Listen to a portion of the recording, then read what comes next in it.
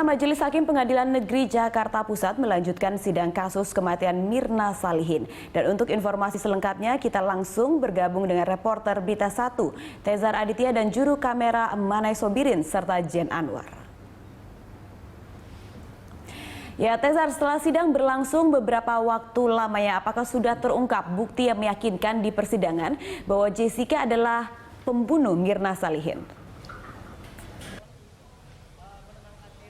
Hari ini digelar persidangan ke-13, namun hingga saat ini belum ada fakta ataupun saksi yang secara meyakinkan dan secara gamblang dan signifikan tentunya membuktikan bahwa Jessica adalah pihak yang memasukkan sianida ke dalam kopi yang diminum Mirna. Memang hal ini juga terungkap bahwa hari ini merupakan pemeriksaan saksi ahli di persidangan, yakni Dr. Natalia Widiasti Raharyanti, yang juga sama tidak ada fakta-fakta persidangan yang secara signifikan dan secara gamblang meyakinkan bahwa Jessica adalah pihak yang memasukkan kopi tersebut sianida ke dalam kopi yang diminum Mirna sehingga kemudian menyebabkan kematian.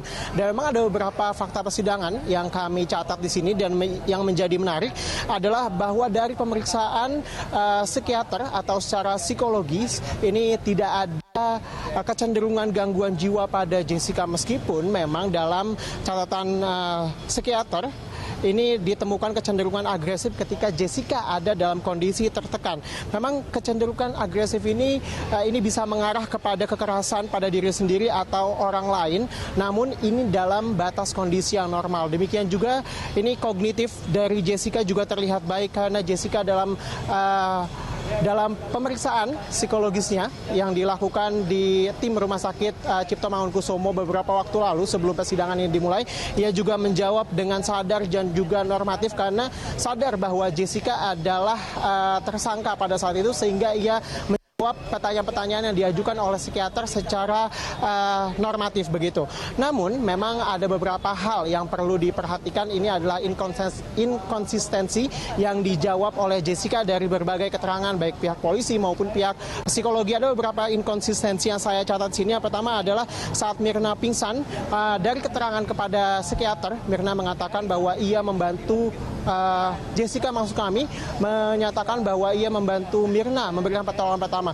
Namun dari rekaman CCTV ini Jessica terlihat tenang pada saat itu dan tidak ada kecenderungan tidak membantu. Dan inkonsistensi yang kedua adalah Jessica bilang tidak datang ke rumah duka pada saat Mirna disemayamkan. Pada saat itu adalah akibat dari asma yang dideritanya. Namun dari pengakuan di hari lain pada saat pemeriksaan psikologis, Jessica mengatakan bahwa asmanya sudah tidak kambuh dalam waktu yang lama. Dan yang ketiga adalah inkonsistensi yang dikatakan oleh Jessica adalah Jessica tidak pernah mendapatkan WhatsApp dari Hani setelah kejadian tersebut. Namun dari keterangan lain ini dinyatakan bahwa Hani pernah mengirimkan beberapa WhatsApp kepada Jessica, namun tidak pernah dibalas oleh Jessica.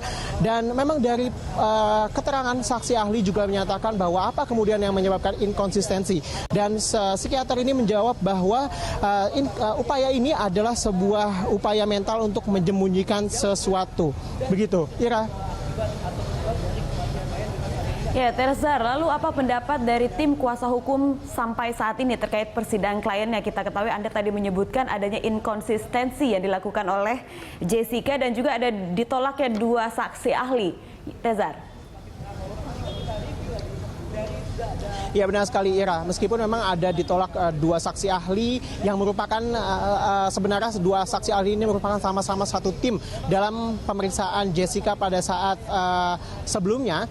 Namun ini tidak mengganggu jalannya persidangan dan juga memang kuasa hukum dari Jessica Oto Hasibuan memang menyambut baik keterangan dari saksi ahli Natalia Widiasti yang menyatakan keterangan-keterangan yang tadi saya sampaikan. Dan memang Oto Hasibuan juga menyatakan bahwa ini secara clear dan juga gamblang tidak ada signifikan membuktikan bahwa Jessica adalah pihak yang memasukkan ke dalam sianida ke dalam kopi yang diminum Mirna. Ini juga terlihat bahwa tidak ada masalah hubungan antara Jessica dan juga Mirna.